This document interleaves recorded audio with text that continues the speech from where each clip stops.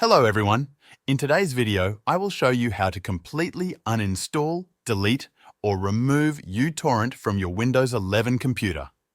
The first thing you need to do is open the Start menu. To do this, click on the Start button at the bottom left corner of your screen or press the Windows key on your keyboard.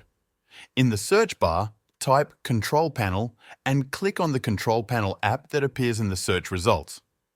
Once you are in the Control Panel, look for the section called Programs and click on Programs and Features. This will open a list of all the software currently installed on your computer. In this list, scroll down until you find uTorrent. Once you find it, click on uTorrent to highlight it. After selecting uTorrent, you will see an option at the top of the list that says Uninstall. Click on the Uninstall button.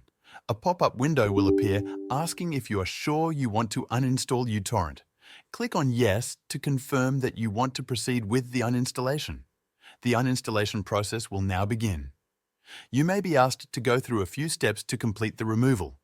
You might see an option to check some settings or features, but you can simply click Next to move forward.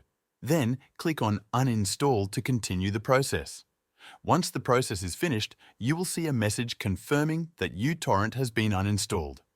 To close the uninstaller, click on the Finish button. At this point, uTorrent should be completely removed from your computer. To verify, you can go back to the list of installed programs in the Programs and Features section of the Control Panel and make sure that uTorrent no longer appears in the list. That's it. That's how you can solve the problem of how to completely uninstall, delete, or remove uTorrent from your computer. Thank you for watching, and I'll see you in the next video.